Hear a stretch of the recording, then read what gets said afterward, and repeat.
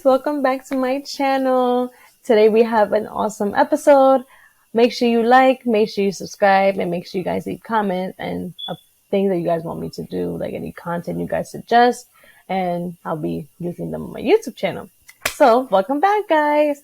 Don't worry about the camera quality. It's not gonna last long. But we have an awesome video today. We're gonna be talking about my time with JetBlue Airways.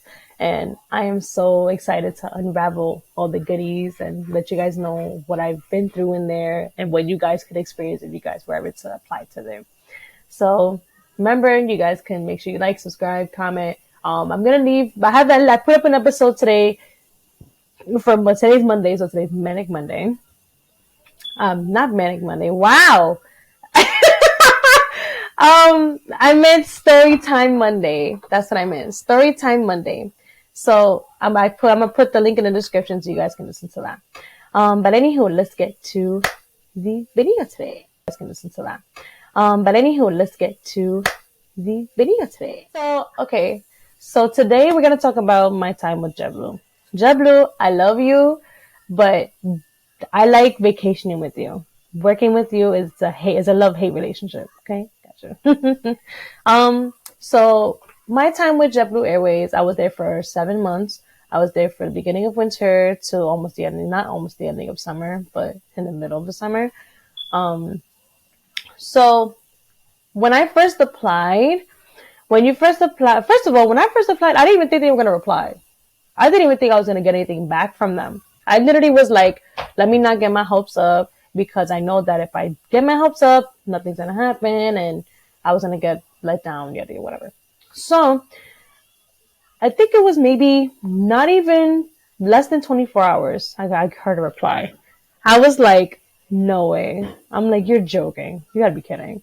And I looked and I'm like, oh my God, like I didn't think they were going to reply. So I saw the reply. I joined the seminar. Was it a seminar? It was something like that. It's like an introduction to the company and stuff like that. And it was pretty cool. They showed us a lot of stuff. They gave us a lot of information that was going to be needed. Yes. They gave us a lot of information, and he's talking in the background. But But in the seminar, they gave us a lot of information about the position you're going in, the pay, the benefits, and all that stuff. So after you finish with the seminar and everything, after you finish with that, they're going to book you a flight. They're going to book you a flight to go to Florida to go train. And that's if you decide to go forward or no. Because they gave us the option that either if you, like in the beginning of the seminar, they literally were like, listen, if you don't feel like this position is for you, then exit the seminar now. And that's when they know, like they'll see your name and they'll be like, okay, this person didn't want to do it, this person. And once I finished the seminar and everything, I got a phone call a couple hours later it was a young lady. She asked me, she wanted to book a flight for me to go to training. And it was in MCO, it was in Orlando. I never flew by myself. Just to put that out there. I never flew by myself. So it was like, it was like a shock. And I thought I could bring family with me, but obviously you can't get your training. So she called me, she booked my flight. She booked my flight for the beginning of January. I remember because I left January 2nd and I came back January, I think the 5th or the 6th. And it was a really great experience. I had a good time over there. I met a lot of nice people. I met good friends over there that I brought back to New York, and we worked in the same location, and we're still good friends even to today. And I'm not even there anymore, but I miss it there sometimes. But anywho, so after she books your flight, you get ready and you go to MCO, which is Orlando, Florida. You go to Orlando, Florida. I hate that the heater's like yelling in my ear, but it was like it's basically you go to Orlando and you do your training for 5 days. Depending on what you're there for, you can either be there as a flight attendant, You could be there as a ground operator. You could be there as a pilot. Depending what you're doing is though it would depend how long you're there for. I was ground up, so I was there for about 5 days. But I've met those that were doing a flight. That was doing flight attendant. That was there for 6 weeks. Pilots, 6 to 10 weeks. It was a lot. There was a lot of stuff. And then after the 5 days, I graduated, and they gave me a certificate of completion, and I was so happy, so happy. And it was crazy because my flight was literally right after my class. I had to have everything ready before I even left for the class the day of. And I was like, wow, I had to wait literally for, for, to my class to finish. And then, cause the lady she was very nice. She said, if you guys have a flight to go back to your hometowns, once the ceremony is over, you guys can go. And I was like, cool, we out. That's it. So I went, caught my flight back home. I got back to New York around 11 at night, and my classes were from 9 to 5. So I would have to go to the airport around, let's say 6, 7 o'clock, because they would start boarding soon. Let me see. I got there at 6, 7, and I got here at almost midnight. I remember because my flight did get delayed to come back. So we got on the flight, came home. Then I think it was 2 days later, I had to go to the actual airport itself. So we went, got all that done, first couple days done. When I first got there, the uniforms and stuff, it was cool, whatever, but it was like delayed a lot. And I found out that because of something about the warehouse and stuff like that, it was like a whole thing. And I was like, ooh, okay. And a lot of people didn't have uniforms in time. A lot of them. And our IDs and everything, our SIDA badges and everything. It was crazy. It was wow. I never thought that I would go through something like that. But it's alright though. I didn't experience working at the airport anyhow. But because one of my dream jobs would either be in the medical field or in the airport. And the airport was the first one. So I'm going back to school for my bachelor's, so medical field is definitely the second one. But it was so cool. And then a couple of days passed. Now you go outside. Now you see the real thing. So you see like the airplanes up close and personal. They were all my babies. Every single flight that you work on, you have to treat it like if it's your baby. Because, that flight leaving on time, it's on you. It's on you and your team and everybody else behind you. The people in the flight, the gate, the pilots and all that. If they don't have everything in order, y'all ain't going nowhere. Y'all ain't going nowhere. Trust me, I've seen it. I've seen people get upset because the flight got delayed or something because of something that happened on the ground. Trust me. I've had supervisors get mad at people because stuff happens like that. And you can't get in trouble for stuff like that. I've seen it. I've been through it. It was not a nice feeling.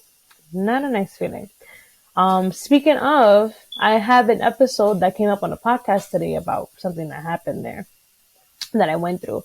So if you guys want to listen to that, I'm going to put the link to the podcast in the description. But anywho, back to the story. So after we went outside and everything, that's when you get to know what you're working with, who you're working with, and what weather you're working under. So I got there in January. I got outside like towards the end of January, and it was still cold. We would go there at like 4 a.m, and remember, it's dark. It's early morning and it's dark outside, and it's still cold. It would not get nice till about 1 p.m, which is when I'm leaving. So after a few days, they go outside, they show you, they train you. It's funny because they were training us one day, and I was outside. For those of you that have traveled internationally, you guys know about customs, and there's an office of customs outside of the airport.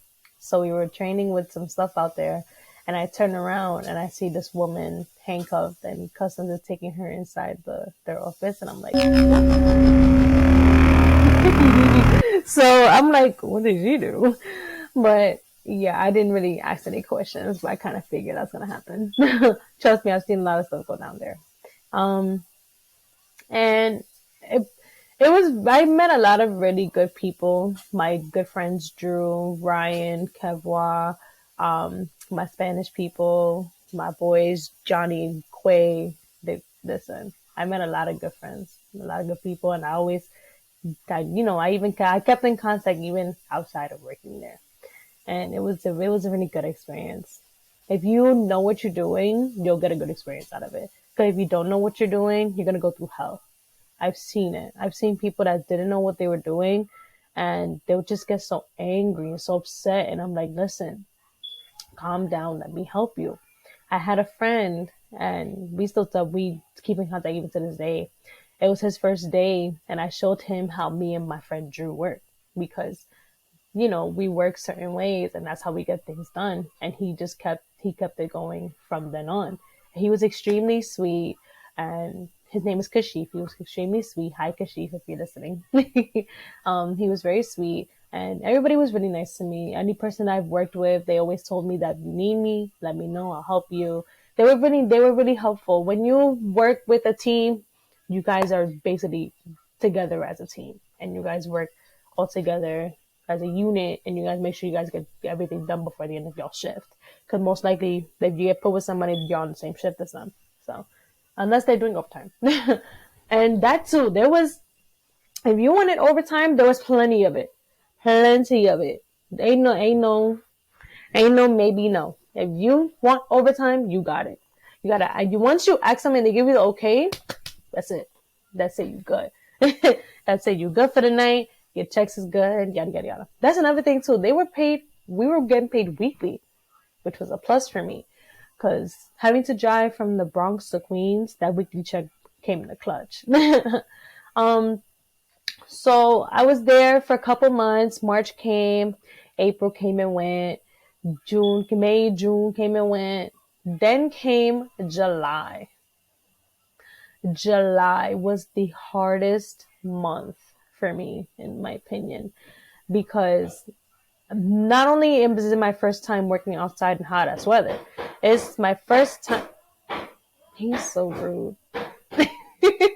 But it was my first time working outside in the hot weather, in 80-degree weather, 90-degree weather. I would look at the runway and you can see the heat waves just coming off the runway, just like that.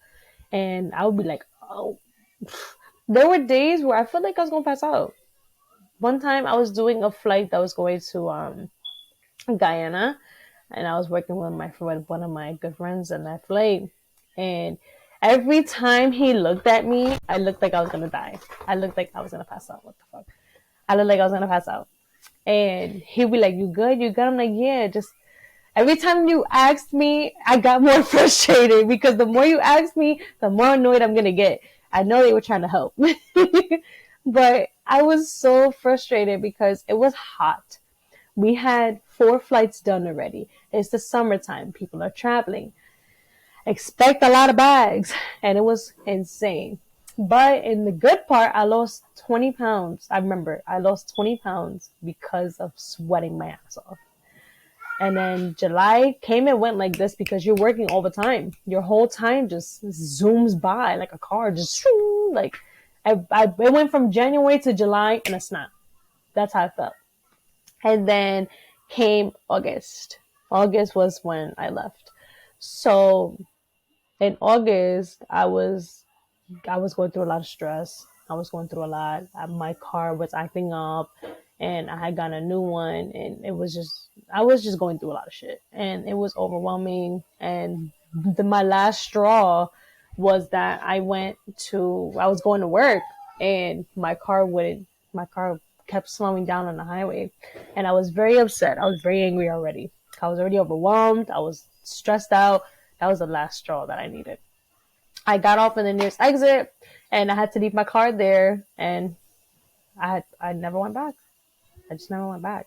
And I guess it was like all of the stress having to deal with my family and my kids, and now I had to deal with my car that's busted up, all this money that I owe now, and having no money at all. And it was extremely overwhelming. It was extremely overwhelming. People keep telling me, oh, that you left because your car got fucked up. No, you didn't know what I was going through. That's not why I left. Say hi, Pookie. No? Okay. Um, I was going through a lot of stuff already. You didn't know what I was going through. That wasn't the only reason. Like, it just added the icing on the cake, just poof, right on top of it. And I'm not gonna lie, I could have taken like the train or bus and stuff, but if y'all know public transportation, they take 2 hours, and I was not gonna deal with that. No, I was already gonna deal with having to deal with traffic every day in general. So it was extremely crazy, and when I left, I was extremely sad about it. I didn't want to leave, but I was going through too much, and I felt like I didn't really have much of a choice, and it kind of was fucked up. So, I mean, at the end of the day, it is what it is. But all I know is that I know my reasons of why I left, and people never asked me, they never judged me, and they understood, which was why I appreciated them. And they didn't notice that I was gone until 2 weeks later. That's what's hilarious about this whole situation. I was working at a new job back in the Bronx, and I got a phone call from one of the supervisors checking up on me. He was like, "Hey, you calling out?" I'm like, "Yeah, I'm not there anymore." He was like, "What?" I'm like, "Yeah, I'm not there anymore." And he was like, "Why not?" And I'm like, I told him what happened and everything. And I told them that I sent them an email. The same day that I never went back was the same day that I sent them an email. And then they were like, "Oh, we never saw it." And I'm like, "What?" Only I sent it to, I think, 5 people, like in one email, and only one person saw it and acknowledged it. And I was like, "Are you kidding me?" I'm like, "Are you serious?" But I mean, I don't blame him because they're always busy, and it was the summertime, so there was a lot going on. But Jesus, you didn't notice till 2 weeks later? What he said. But anyway, so if you guys want to work for JetBlue, don't be afraid. Don't, or any airline in general, just don't be afraid. Go for it. You'll have an awesome experience, and you'll understand the means of the in and outs of working at the airport. You being as a passenger versus a worker. So I hope you guys liked today's video. Make sure you like, subscribe, and leave suggestions, comments, all that. And I'm sorry, I sound like a broken record, but I just want people to be interested in my content. You get what I'm saying? Like, I want you guys to be interested, or I want you guys to let me know if you guys like it, so I could keep making it. You guys are my motivation to keep making these videos and making content and making podcasts and all that for you guys, so you guys could listen in and everything. I appreciate it. And it's a support appreciation. I appreciate you guys' support 100%. You know what I mean? So, well, that's it for today's video. I hope you guys liked it, and I'll see you guys on the next video. Bye!